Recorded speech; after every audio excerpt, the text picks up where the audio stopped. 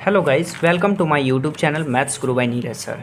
तो देखिए, इस वीडियो में जो हम लोग देखेंगे वो क्लास 9 का जो है आपका एक्सरसाइज 14 देखेंगे। इससे पहले की वीडियो में जो है आपको 15 तक का क्वेश्चन का जो सॉल्यूशन जो है वो मिल जाएगा। तो आज हम लोग 16 नंबर क्वेश्चन से देखेंगे। तो देखिए 16 नंबर कहता है, 16 का ए है, एक घन का आयतन 13 से 31 घन मीटर है, इसकी एक कोण कितनी होगी ये बता दीजिए। तो चलिए देखिए, सबसे पहले हम क्या करते हैं कि 16 नंबर क्वेश्चन का क्या दिया है तो ए, और ए में क्या दिया है तो आयतन दिया हुआ है। तो आप क्या कीजिए कि घन का आयतन का ही फार्मूला लगाइए। तो यहाँ लिखते हैं घन का आयतन, घन का आयतन, और घन का आयतन का फार्मूला क्या जानते हैं तो एल क्यू जानते हैं। और हमें जो है आयतन ही दिया हुआ है, ये कितना दिया है तो ये दिया है 1331, और ये एल क्यू है।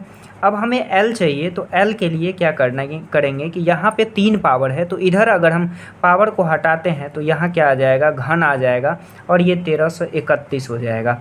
अब ज़रा देखिए कि 1331 जो है ये किसका घन है।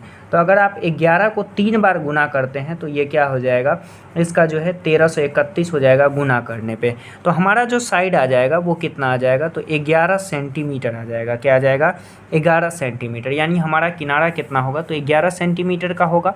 अब जो है इसका बी नंबर क्वेश्चन देखिए, 16 का जो है बी नंबर क्वेश्चन, और 16 का बी क्वेश्चन क्या कहता है तो कहता है किसी घन का एक किनारा निकाले यदि उसका आयतन जो है 74.088 सेंटीमीटर क्यूब है। तो क्या कीजिए, फिर से घन का आयतन लगाइए।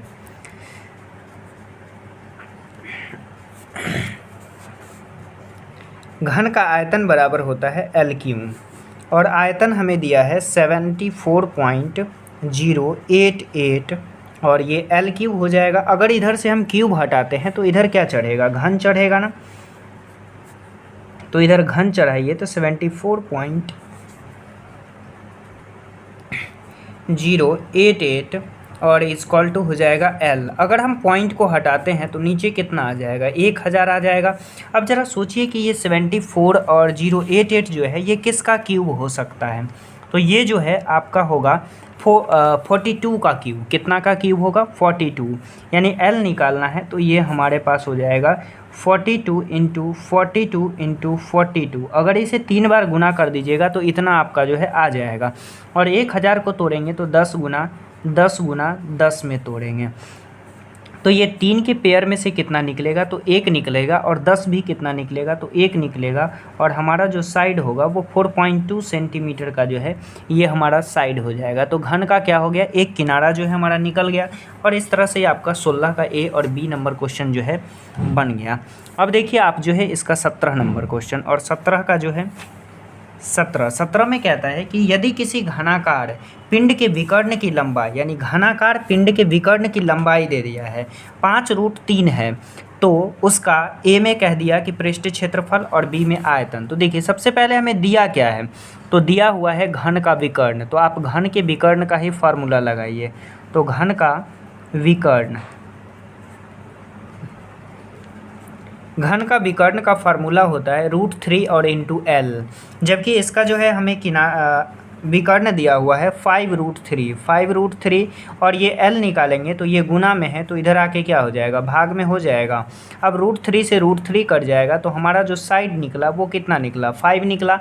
अब कहा है कि घन का जो है कुल पृष्ठ क्षेत्रफल, यानी ए में कह दिया है कि पृष्ठ क्षेत्रफल ज्ञात कीजिए। तो पृष्ठ क्षेत्रफल का फार्मूला क्या जानते हैं तो इसका फार्मूला जानते हैं 6l²।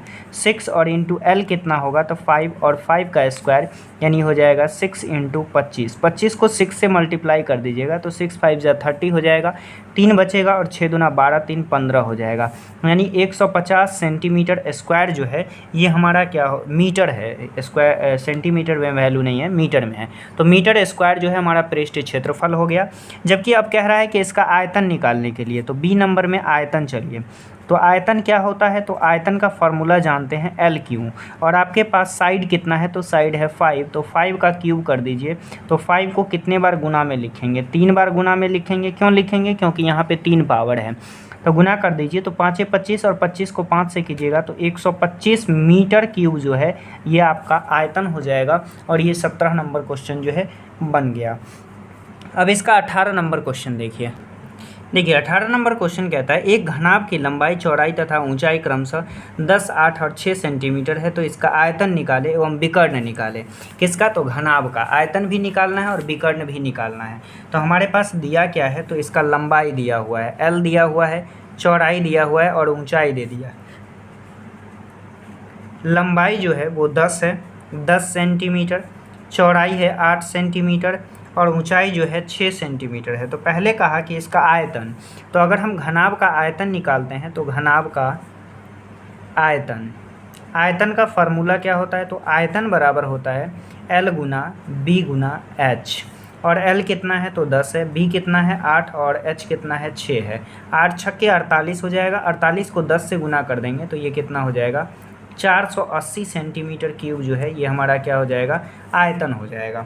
और इसके बाद क्या कहा है, तो विकर्ण का है। तो अब निकालिए घनाभ का विकर्ण, घनाभ का विकर्ण। और घनाभ का विकर्ण बराबर क्या होता है, तो √L² प्लस B² और प्लस का H² होता है। L कितना है, तो 10 है तो 10 का स्क्वायर कर दीजिए, B कितना है 8 है तो 8 का स्क्वायर और H जो है आपका 6 है तो 6 का स्क्वायर हो जाएगा। अब देखिए L 10 है तो 10 का स्क्वायर कीजिएगा तो 10 का स्क्वायर कितना होता है, 100 होता है, तो लिखिए 100। और 8 का कितना होता है, तो 64 और 6 का कितना होता है, 36। अब क्या कीजिए कि सबको जो है एक साथ जोड़ दीजिए, तो 6 4 10, 10 का क्या हो जाएगा, तो 10 का 0 हो जाएगा, 6 3 9 और 1 10 का 0 हासिल हो जाएगा और 1 और 1 कितना हो जाएगा, 2 हो जाएगा। यानी ये जो है हमारा 200 रूट हो जाएगा, क्या हो जाएगा, √200। लेकिन इसे तो तोड़ना पड़ेगा, तो तोड़ करके कितना निकालिएगा, तो ये करीब निकल जाएगा, ऐसे तोड़ लीजिए तो 100, इसे हम तोड़ सकते हैं 10 गुना 10 यानी 10 दहाई के 100 हो जाएगा और पेयर भी लग जाएगा और 2 से गुना कर देंगे तो 200 हो जाएगा। देखिए ये दोनों का पेयर लग गया तो एक निकल जाएगा और रूट इसके अंदर रह जाएगा। तो इतना जो है सेंटीमीटर हमारा क्या हो जाएगा, विकर्ण हो जाएगा। और ये 18 नंबर क्वेश्चन जो है आपका बन गया। तो इसमें जो है इतना ही रहने दीजिए, फिर मिलते हैं नेक्स्ट वीडियो में।